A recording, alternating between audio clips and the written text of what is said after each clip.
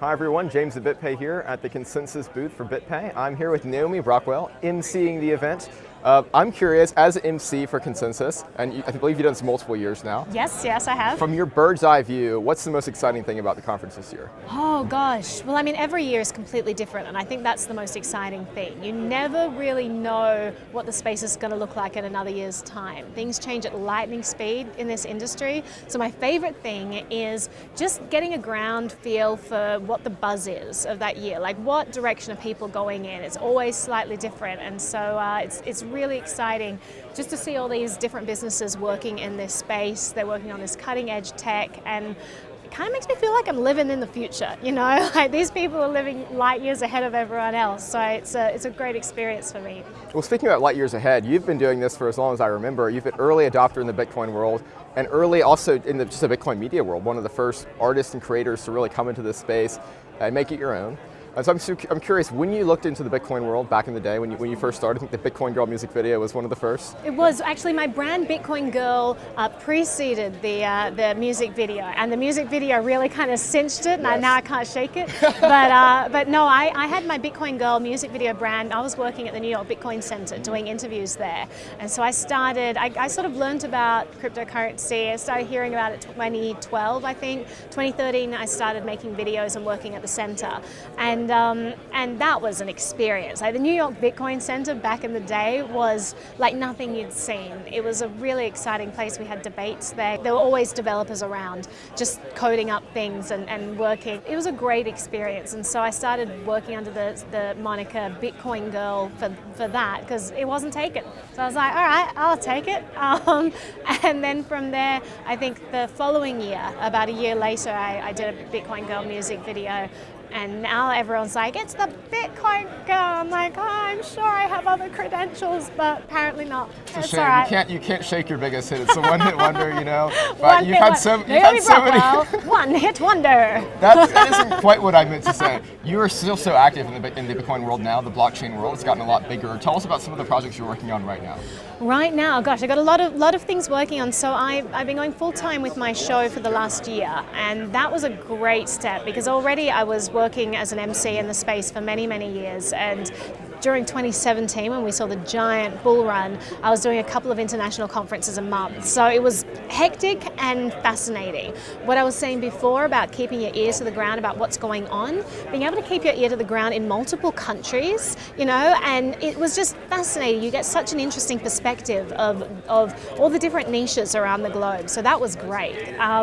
Since then, I mean, I'm still doing MC work, but really focusing on leveraging all the amazing people I've been meeting at conferences and finding ways to put that into easily digestible content so that other people can learn about this. Because if it's really exciting for me, and I don't come from a tech background, I wanted to find ways to repackage that so that I could share with other people and say, hey, look at this industry, it's really cool, you know, learn about it with me. So that's what I've been mainly focusing on.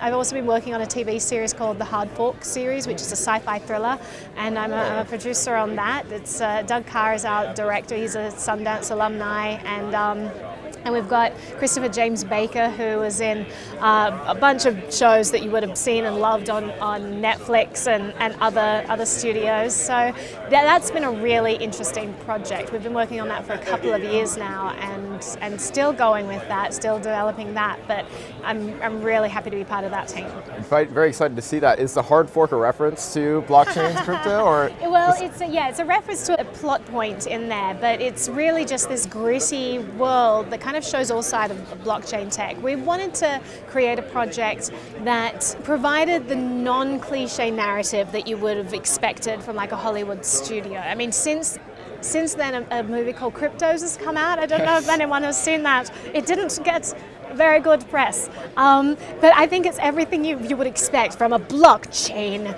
thriller where there's like drug dealers and bad people. Like, I mean, this world is so nuanced and multi-dimensional that we made sure that we had awesome tech people on board, like Patrick Bird is an advisor, Jason King is an advisor. They're just really awesome people on the project who understand crypto, and so we're hoping that will be the big difference between us and other projects. That's very exciting, and again, you've touched all sides of media and the Bitcoin world.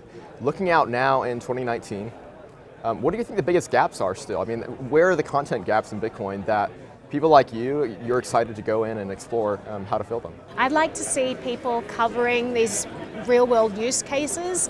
It's hard to cover other sides of blockchain tech without being too brand specific, because you've got some people right now who are working on applying this blockchain tech to specific industries, but you kind of have to look at it through the lens of their company. I'm always careful with doing that, because we have seen a lot of fluff in this space. We have seen companies who just add the word blockchain to their company, in order to increase revenue. So it's a lot of stuff to wade through and to actually gauge, what's some real meaty stuff that's going on. So that's been a fun experience for me, though.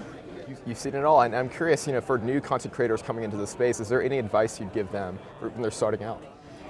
Use it. I see a lot of cryptocurrency reporters out there who aren't involved apart from reporting on it. I don't think you can really understand this stuff unless you're actually using it. And otherwise you're really only getting a one-dimensional view there. So I encourage them to get involved and find ways that this can be applied to their life. It may be slightly more inconvenient, but if you can be a trailblazer for setting the way and teaching others how this can be integrated into your life, then that's a good thing.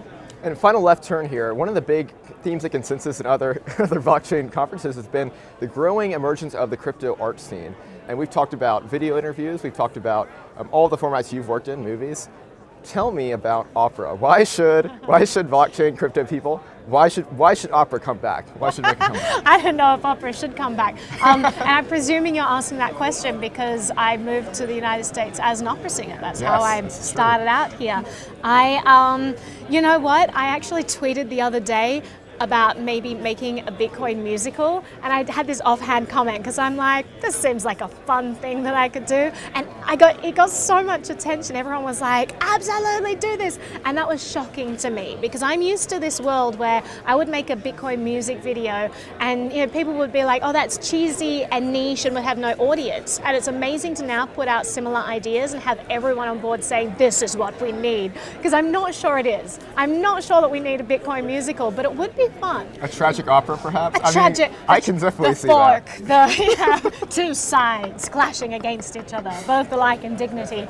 No, it's opera. I don't think I can magically weave any relationship into crypto in this conversation. I wish I had like some nice little tie-in. It's just a very different interest of mine that has been in my life, and I maybe one day I'll be able to find a tie-in there. That would kind of be fun. I wouldn't be against that. Excellent. Well, thanks so much for talking to us, Naomi. Where can people find you online and find your work? Well, I have a channel. I'm putting out crypto content every day on Naomi Brockwell TV. So that's on YouTube and BitChute and Library.io and Memo.cash and Steemit and Minds.com and Bitbacker.com and any other decentralized platform or alternative media platform. I'm also on there. So come find me. It's under Naomi Brockwell. Awesome. Thanks so much, Naomi. Thanks so much for chatting with me.